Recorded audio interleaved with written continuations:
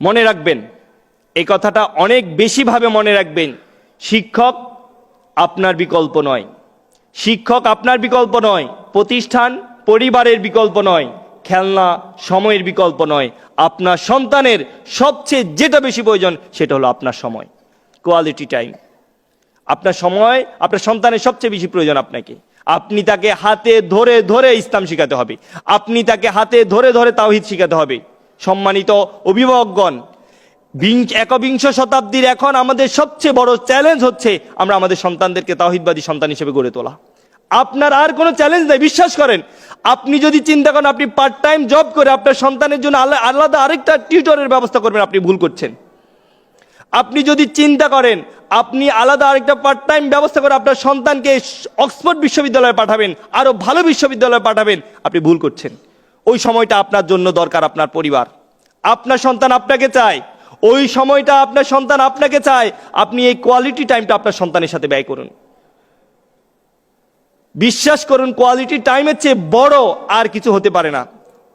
আমি বাবাদের বলছি, অনেক মায়েরা আছে, তারপর আমি বাবাদেরকে আপনাদের বলতে চাই, জীবনের বেশিরভাগ সময় আপনি আপনার সন্তানকে ছাড়াই থাকেন।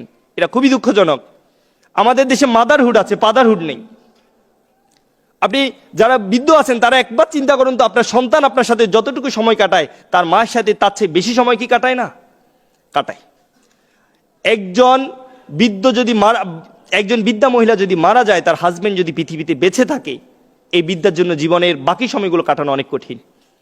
কিন্তু একজন বৃদ্ধ যদি মারা যায়, তার স্ত্রীর জন্য বাকি সময়টা কাটাতে কঠিন হয় না, কারণ তার সন্তানরা তার পাশে থাকে। কিন্তু একজন বৃদ্ধ মানুষ কোথায় থাকে? আলাদা একটা রুমে। কেন? কারণ আপনি আপনার সন্তানকে সময় দেননি। আপনার সন্তান অফিস থেকে এসে কি করবে? তার স্ত্রীর সাথে সময় কাটাবে, আপনাকে অনুভব করবে না। কেন অনুভব করবে না? তার জীবন অনুভব করার মতো সময় আপনি দেননি। আপনি তার জীবনে টাকা দিয়েছেন, আপনি তার জীবনে ভালো একটা জামা দিয়েছেন, আপনি তার জীবনে একটা ভালো সম্পদের ব্যবস্থা করেছেন, কিন্তু আপনি তার জীবনের কোয়ালিটি টাইম দেননি। এই কারণে আপনাকে সে অনুভব করে না। যারা প্রবাসী আছে তারা তো আরো বেশি দুর্ভাগা, জীবনের বেশিরভাগ সময় মায়েদের সাথে কাটায়। বাবা যখন 30-35 বছর পর দেশে আসে, একাকিত্বে জীবন কাটে, সন্তানরা তার সাথে সেভাবে কোয়ালিটি টাইম মেনটেন করে না। কেন?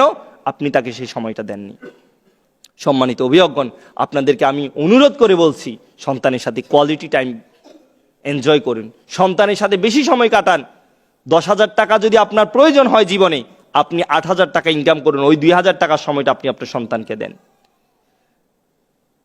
আপনার যদি 20,000 টাকার প্রয়োজন হয়, আপনি 5,000 টাকা বাদ দিয়ে দেন, ওই 5,000 টাকার সময়টা আপনি আপনার সন্তান এবং স্ত্রীকে দেন। দেখবেন শেষ জীবনটা আপনি সুখে কাটাতে পারবেন ইনশাল্লাহ।